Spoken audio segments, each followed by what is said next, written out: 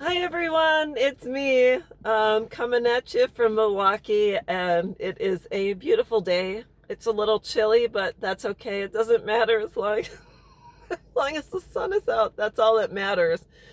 Today I wanted to talk about distractions. And distractions are those things that I've used in the past to get through life and to allow me the opportunity to forego dealing with the issues at hand, which are unresolved mental, emotional, physical, and other situations that I have not dealt with. These are situations which I may be too afraid to deal with, that I don't want to deal with, that I would rather not think about, and that allow me the opportunity to forego using drugs and alcohol to numb. It's just another avenue which allows me the ability to cope. So in the past, because for many years, I had not really ever dealt with my sexual assault or domestic abuse, etc., I instead found avenues in order to distract, which meant for me at times would be compulsive behaviors when it came to shopping or collecting. For example, I learned how to knit and also started to crochet. So for me, I couldn't buy one skein of yarn. I would buy 10 to 20 skeins of yarn.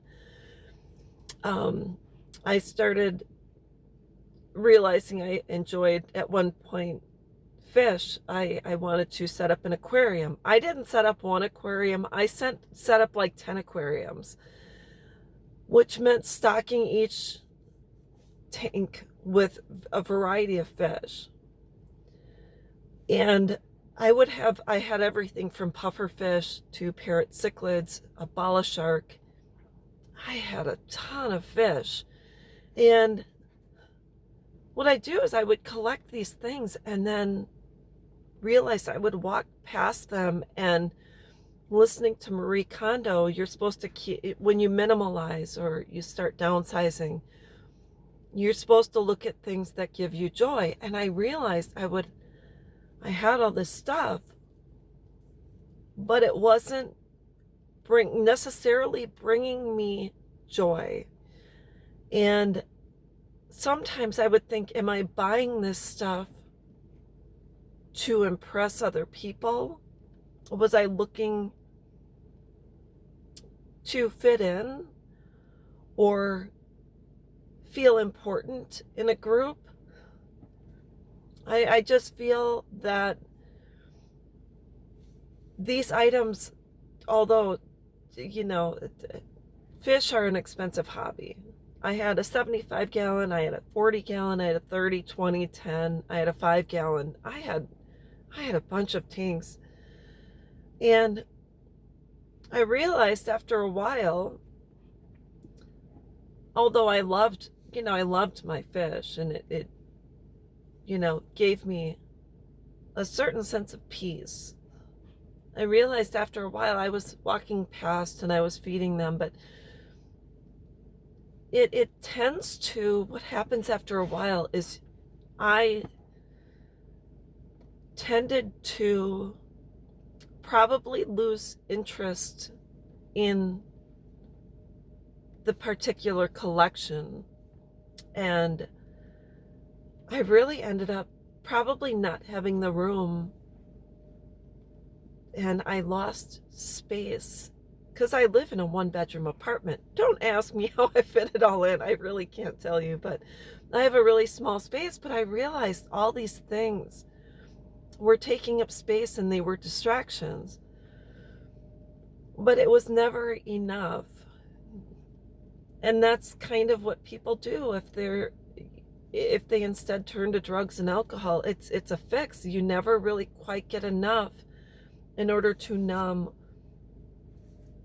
or to give you the opportunity to forego really delving into the issues at hand. And I started to downsize, and I actually sold all of my fish. I sold a majority of my tanks. I now use my 75-gallon bow front as a display for my glass. It's really quite neat. It looks like an under the sea. I have a lot of blue glass and things like that. It's beautiful when I turn the light on. It's really neat. So what I have to do now is, since I did face my rapist in court, and I have been through long-term therapy for that, and then I realized now I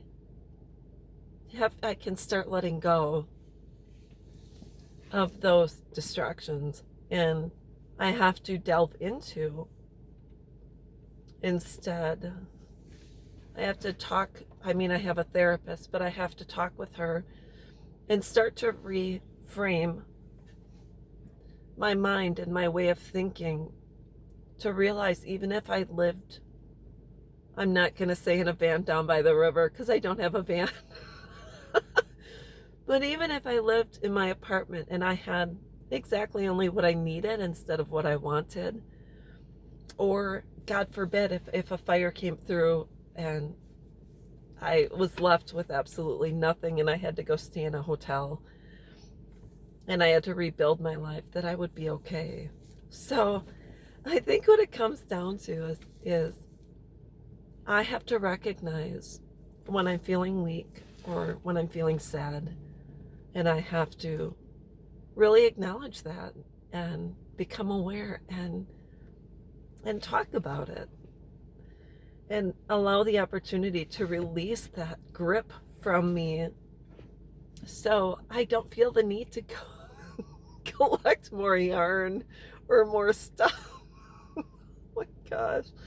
So anyways, that's what I wanted to talk about. I think it's sometimes easier to mask or throw the band-aid on rather than talk or be vulnerable, or to admit that I'm not sometimes as strong as what I appear to be, because I think I'm a pretty strong person. I've faced some pretty daunting situations in and out of relationships, and sometimes I don't realize that, but I think when it comes down to it, the sooner I recognize, the sooner I talk, the sooner I connect with other people who have had my same experience, the sooner I'm able to find some relief and not take avenues which are going to either drain my bank account or take up more space or whatever the case may be. So that's what I wanted to talk about, is the distractions that I've used in the past in order to numb myself. So anyways, that's it for now. I hope that this video helps someone. I have a very, I have right now a very quiet and calm life. But other than that, I do recognize that I have, I have certain things in my life which I have to deal with, and if I don't deal with them, I'm just gonna find another outlet and find another item or material possession I will start getting OCD over. So anyways, that's what I wanted to talk about. I hope this helps someone, and if anyone ever needs help, please let me know. I'll talk with you soon. Bye-bye.